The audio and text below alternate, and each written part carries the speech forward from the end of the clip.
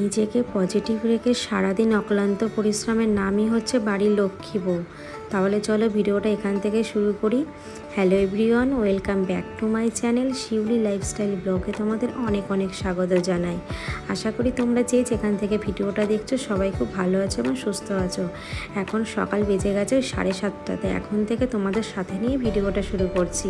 সকালবেলায় মেয়ে স্কুলে চলে গেছে, কারণ আর সকাল থেকে একদমই ভিডিওটা শুরু করতে পারিনি। আর হাজব্যান্ডও মেয়ের সঙ্গে একবারে বেরিয়ে গেছে, ওই জন্য ওইদিকে একটু ব্যস্ত থাকাতে আর এই কাজগুলো আর করে উঠতে পারিনি। তাই শুধু বেডশিটটাও গোছানো বাকি ছিল, তাই সেটা গুছিয়ে দেখো কিচেনে চলে এসেছি। এখানে এসে দেখো আমার ভাতটা প্রায় ফুটে এসছে, এক্ষুনি ভাতটা নামিয়ে দেবো, হয়েই এসছে প্রায়। তো সকালবেলায় যেহেতু হাজব্যান্ড তাড়াতাড়ি বেরিয়ে গেছে, ও আর খাবার নিয়ে যেতে পারিনি। বিকালবেলায় বললো 3টের মধ্যে চলে আসবে, এসে বাড়িতে খাওয়া দাওয়া করবে।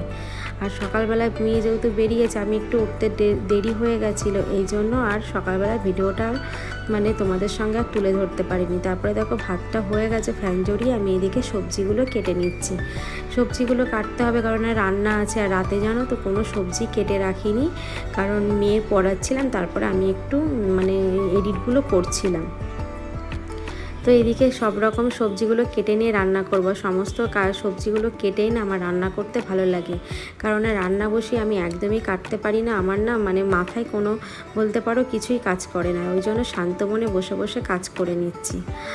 আর সারাদিন অক্লান্ত পরিশ্রমের নাম বাড়ির লক্ষ্মী বউ কেন বললাম বলো তো? সারাদিন তুমি যতই করো না কেন, তোমার কাজ তোমাকে সবসময় আঙুল দিয়ে দেখিয়ে দেবে।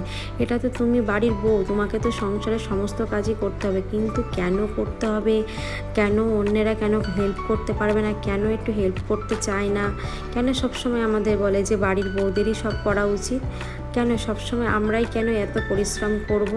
হ্যাঁ মানছি, আমরা বাড়ির লক্ষ্মী মন্ত্র বউ, সকাল থেকে রাত পর্যন্ত তো একটা না করেও কখনো নাম হয় না, কখনো কারোর কাছে কোনো নাম জোটে না। তো তুমি যখন আমাদেরই কাজ, আমরা আমাদের মতো যখন ইচ্ছা, যখন যেইভাবে করার আমরা তো চেষ্টা করে যাই, তবুও কেন যে বাড়ির লোকেদের কাছে নাম হয় না, এটাই বুঝে পাই না। কিন্তু আমরাই সেই করছি, আমরাই পরিশ্রম করছি। হাজার করে গেলেও, সকাল থেকে রাত পর্যন্ত হাজার করে গেলেও তুমি কখনো বাড়ির লোকের কাছে কোনো নামই পাবে না।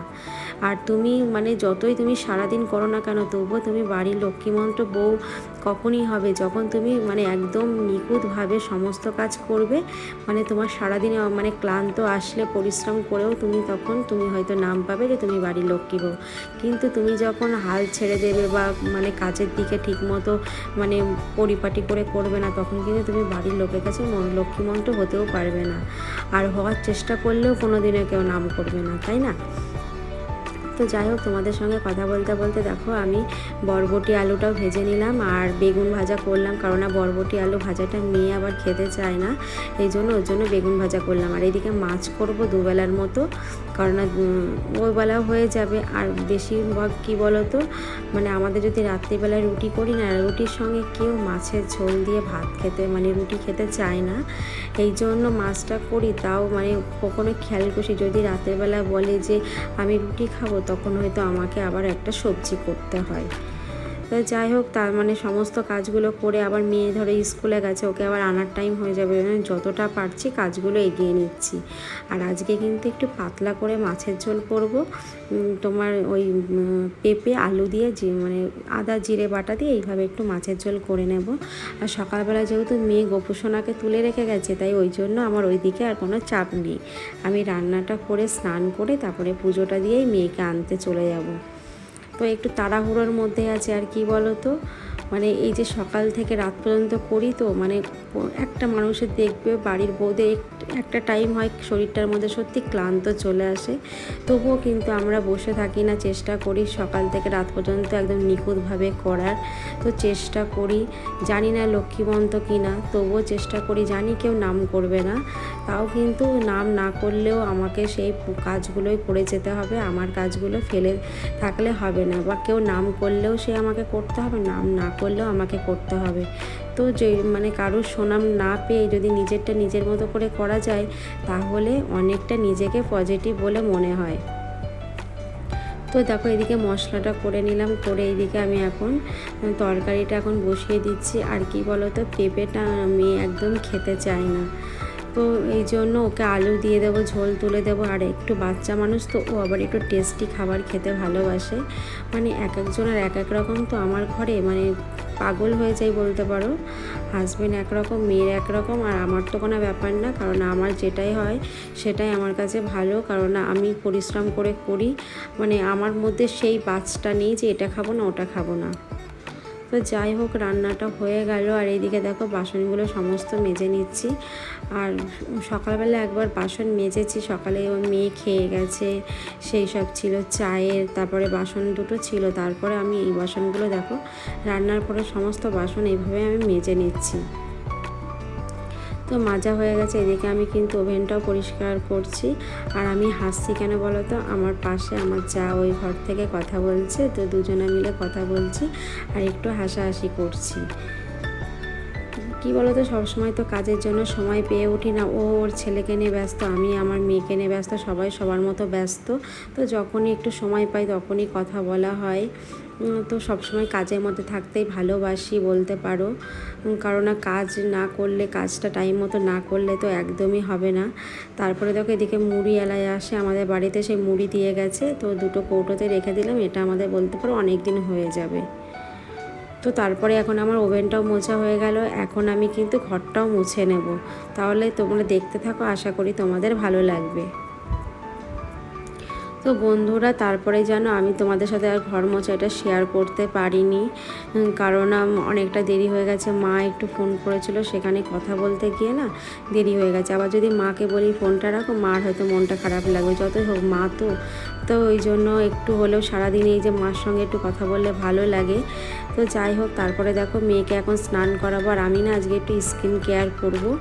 তো স্কিনে এখানে আমি করেছি মানে কাঁচা আলুটা গ্রেট করে নিয়েছি, নিয়ে সেই রসটা বার করে নিয়েছি। মানে বাড়িতে ঘরোয়া টিপস, তোমরা এটা কিন্তু ব্যবহার করতে পারো, খুবই ভালো ফল পাবে। আমি মানে ভালো রেজাল্ট পেয়েছি বলে তোমাদের সঙ্গে শেয়ার করছি। তার সঙ্গে দেখো দিলাম একটু চালের গুঁড়ো।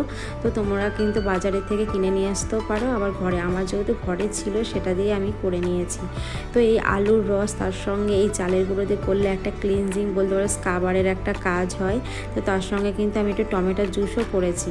তো যাই হোক, মেয়ে স্নান করিয়ে দিয়েছি দেখো স্কুল থেকে নিয়ে এসে। আর এদিকে কিন্তু চুলটা আশ্রিয়ে দিয়ে ওকে খেতে দিয়ে তারপরে কিন্তু আমি আমার স্কিনের কাজ মানে কেয়ারটা করবো। কারণ ও তো, আমি যখন ওইদিকে যাব না, ও তখন বায়না করবে খেতে দিতে, তখন অসুবিধা হয়ে যাবে। যাই হোক, মেয়েকে এই যে খাবারটা বেড়ে দিলাম। তো ও এখন বসে বসে খাবে, আর আমি ওর পাশে ব্যালকনিতে এই স্কিন কেয়ারটা করব।